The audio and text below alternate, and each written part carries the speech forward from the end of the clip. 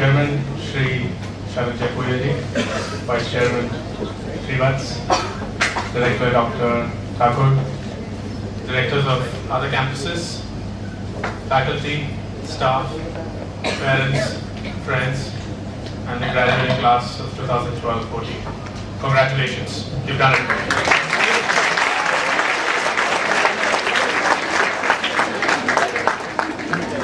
I think the Guinness record for having the most unqualified person ever address a convocation will be broken today.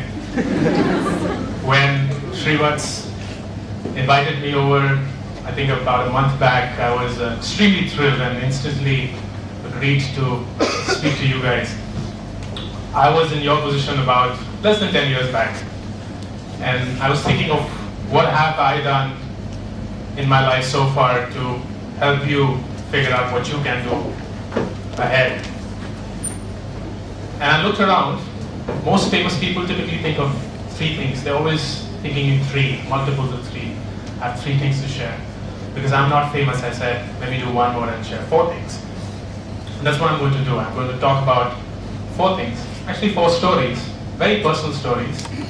People that I know of who've been through lives very similar as ours, but at the end of it have common link, just like any other Bollywood story, and it ultimately ends up as a happy ending. Story one. This guy always wanted to go to the US for his higher education. He didn't have the money, he didn't come from a family of means. So he knew that the only way that he could do that was to really work hard and get through a full scholarship in a great university. And he did that. He went to a university which was ranked second in the entire country, got a 100% scholarship.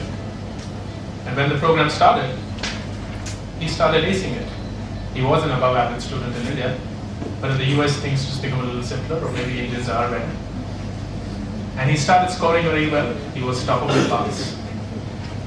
But after 2 years, he realized he was good at this, but it wasn't making him happy. He could see his life ahead, and he could instantly see that he would be one of the best people to be doing what he's doing. But it wouldn't give him personal happiness.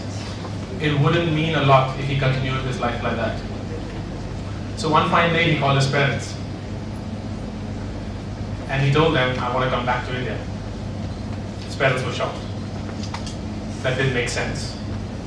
Here is someone who always wanted to be where he is right now. Got pretty much everything that he wanted. And now suddenly after 2 years he wants to come back. They didn't understand, and I can imagine why. Because it's a hard thing for parents to understand. But he knew that was what he wanted to do. There wasn't a choice. It was a really hard one, but he had to make that choice. And he did.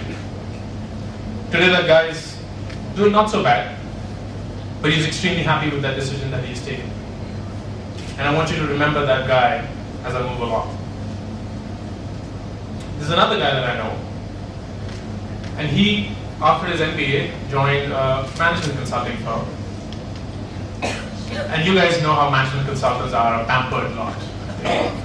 They really don't know anything, but they think that they do.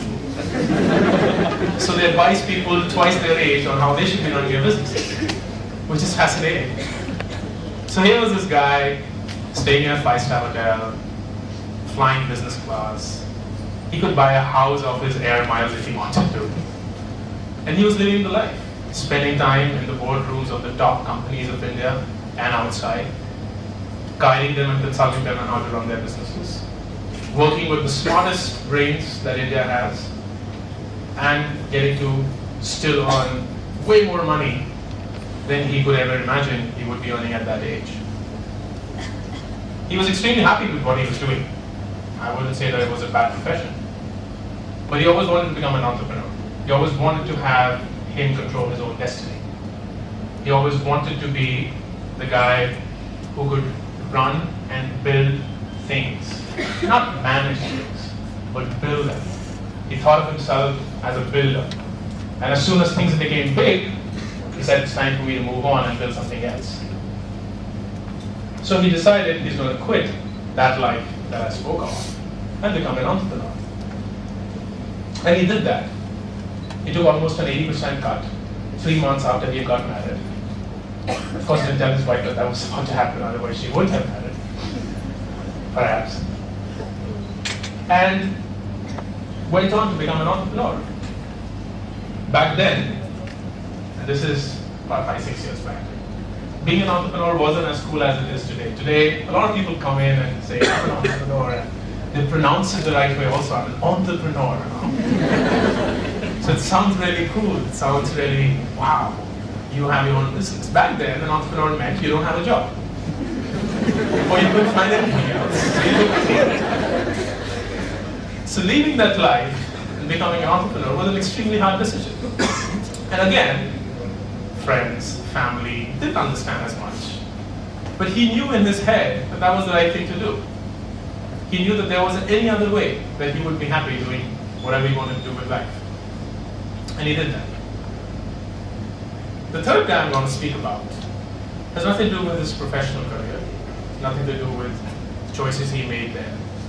But it was a very different experience that he went through. He suddenly, this wasn't a guy who was very physically fit or anything. And one day, you get these bouts, usually around New Year's, when you take a resolution, I'm going to be fit this year. So in Jan, he's there in the park, much against his own mind's wishes, trying to exercise, trying to do some yoga, anything. And he may have done something wrong, and instantly something happened to the hip bone.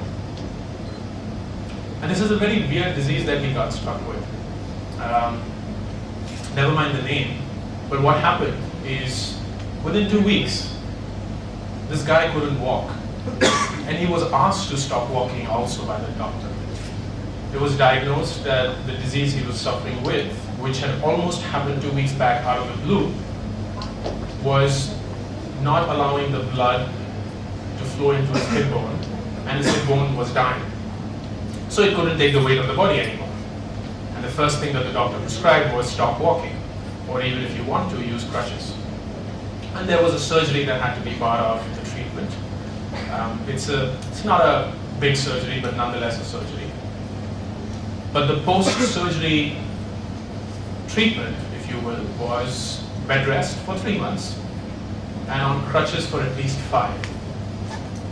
The natural healing process of this surgery would be at least 2 years, which means for 2 years this individual will have to go through a very controlled life, not have running excessively, not jumping, not dancing anymore, basically he can't drink. And that's how life was predicted to be. And one fine day, this guy, just like the first guy, used to travel a lot, and he used to spend his time on aircrafts thinking about what to do. There is no Wi-Fi on aircraft, so what do you do? And this guy was thinking, he said, about a year back, life told me to stop walking. How can I tell life that I've gone beyond that? How can I tell life that in my head it's over? He said the best way to answer that is to run. So this guy, in a moment of euphoria, whatever you may call it, self-righteousness, decided that he's going to run the Delhi half marathon that very year, less than a year from the day that the surgery was done. Well, by the time he runs it, it will be more than a year. That was a stupid decision and almost a risky one. But more importantly, it was a heavily hard decision, because now this guy had to train for something he'd never done in his life before. And I don't know how you perceive it, but physical training is perhaps the highest level of discipline that we all can get into.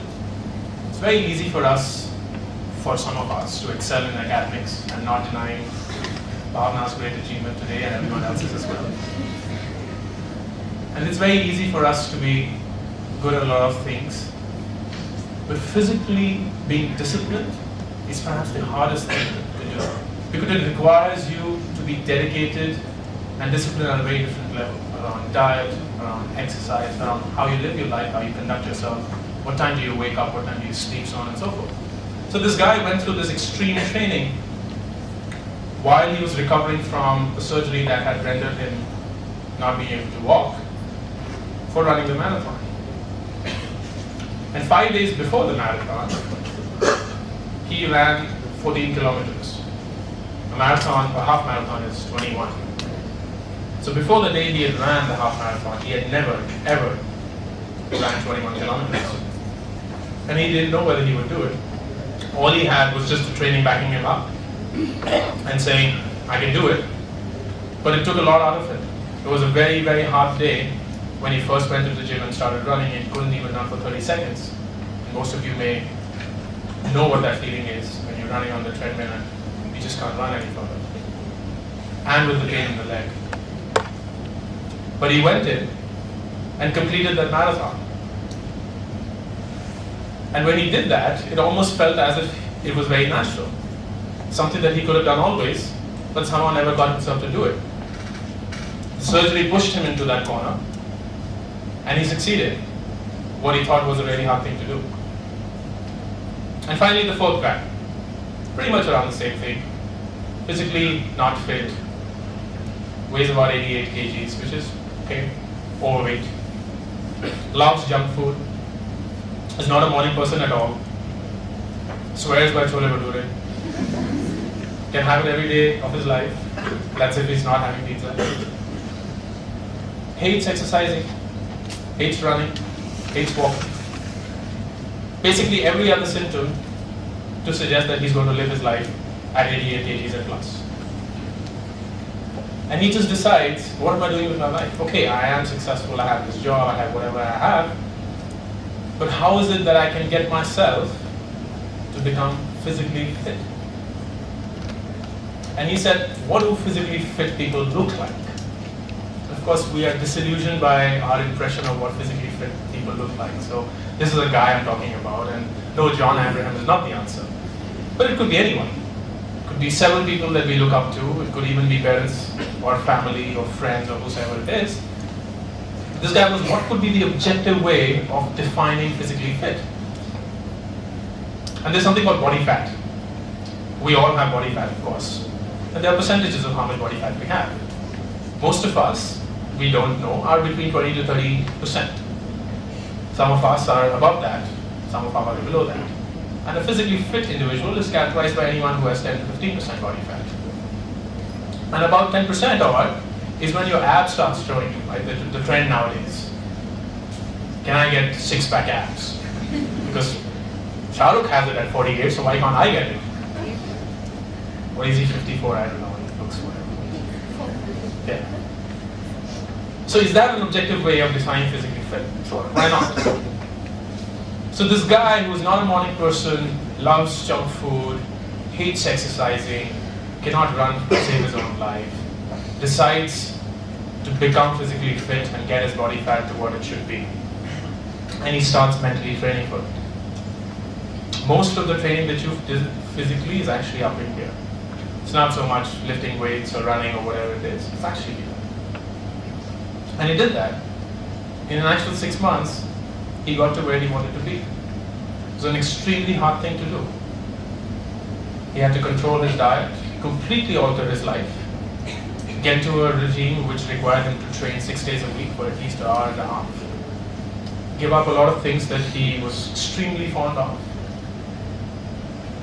And of course the natural reaction that when he became in a place like that, he is kitna kamzor ho gaya, especially from moms. But he had to go through all that. And it was extremely hard, as I mentioned. So when you look at these 4 stories, you see that they demanded varying levels of physical and mental courage. It requires someone to say, here's a hard thing, but I'll do it. And the lesson that I've learned after observing these 4 stories is that the hardest thing in life is actually to tell yourself that it's not hard at all. That's the hardest thing. To tell yourself that it's not hard. I can do whatever I want to do because I own myself. I control my mind, I can control my heart, and I can do virtually anything. Today you guys may be thinking that you're limited by where you are, where you come from, how you speak, how you look, how you dress, how much money you make. But let me tell you, that's yourself limiting your own self. That's not the world telling you are someone, that's you telling yourself that you are someone. And my only piece of advice when you go out and start winning the world, which I'm sure you will, is to not think of any boundaries and any limits for your own self and what you're capable of. There's no reason why you should be thinking that you can only do something and not more. We are very fortunate to belong where we are because none of us is going to die of hunger. None of us is ever going to starve or look for a pair of clothing or look for where to stay. Our game is something else. Our game is to actually build and change the world. And if you settle for anything less, that's actually injustice to your own self. When you have to think of what your life is going to be, the worst thing you can do is decide a track and follow that. These 4 stories belong to one individual, and that individual is right in front of you. These are not 4 different people, these are all me. And I've experienced that.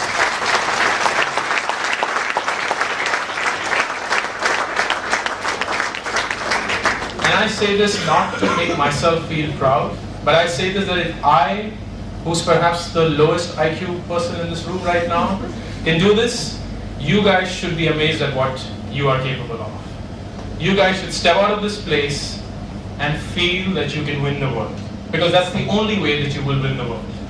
If you feel that you're going to get to a job which ends at 5 or 6 or 7, then you will always be in a job that ends at 5 or 6 or 7.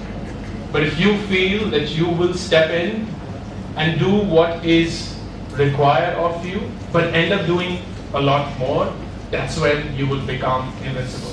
That's when you will also become indispensable. And that should be your aim. I am so important to the world around me that if I leave, the world changes. And that's what you have to be. Don't settle for anything less, and don't ever think anything is impossible. Because as I mentioned, the hardest thing about life is to tell yourself that it's not hard at all. Congratulations on what you've done so far. I'm super excited to see how your future pans out, and you should be equally. You're blessed to be in an institution which has nurtured you and taught you the finer things of how to balance life and business and work. And now it's on to you to succeed. Because success is the only currency that you can repay it back with. No amount of donation, no amount of coming back, sending your kids over will make up for this. But if you succeed, and I'm sure you will, that's the only way that you can pay back this institution, this country, your family, your parents, and everyone who's really, really thought of you as the next big thing. Congratulations again. Have an awesome time, a great life.